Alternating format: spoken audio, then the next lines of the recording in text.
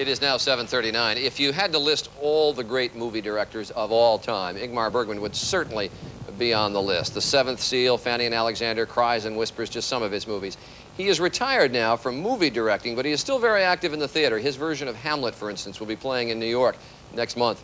He rarely sits down for interviews, but he did recently with Joel Siegel, and he talked about his concept of the art of film and the theater. I have always had some sort of obsession to touch other human beings, to get in touch with them. And that is, of course, filmmaking, or also the theater. You touch your actors, and through your actors, you touch your audience. The magic of film is that it can take us to places we've never been. The genius of Ingmar Bergman is that he was the first to take us inside the human psyche. This is a dream sequence, a nightmare really, a friend with no face, a clock with no hands, presented as reality.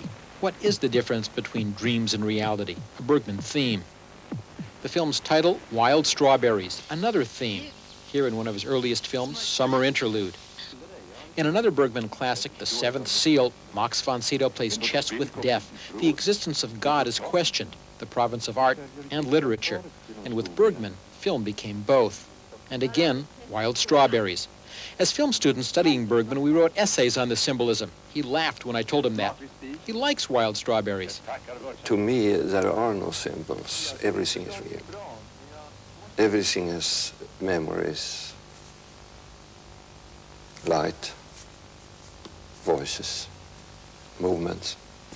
In your film, summer is very important, but I assume that's because you're a Swede. If you were making films in Mexico, summer wouldn't be so important. No, summer must be terrible. Of course, of course, of course. I know very early in my life the light, the daylight, or the light of the night, or the lamps, or what it was. Always the light today is always very, very important to me. It gives me always a mood. Sometimes it can be very difficult. And summer for us is some sort of freedom. It's some sort of, because it's so short, summer is some sort of freedom. It's also melancholy. Fanny and Alexander, it won an Oscar, one of 3 he's won. And look at the colors in the sequence and the lighting. There are no shadows here. It's a happy time and alive. Based on his childhood memories, Bergman started making films as a little boy, when his older brother got a projector for Christmas, and Ingmar traded all his toy soldiers for it. The first sequence of Fanny and Alexander, it was a memory from my childhood.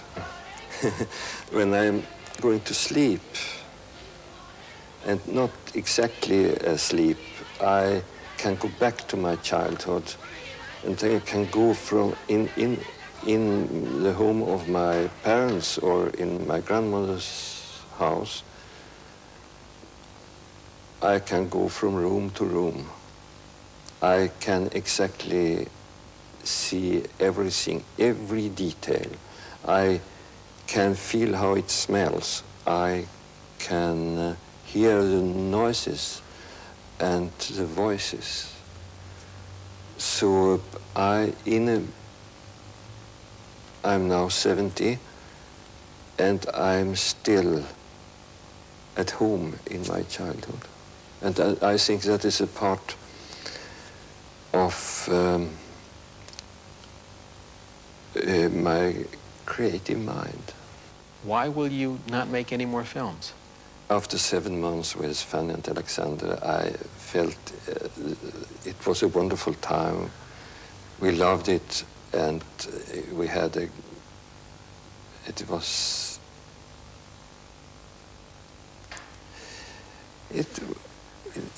fantastic in a way. And I felt so funny, and it will never be so funny anymore. And I will never be so happy in my creative mind in the studio anymore. So why not cut it off Say when you are goodbye. happy with it.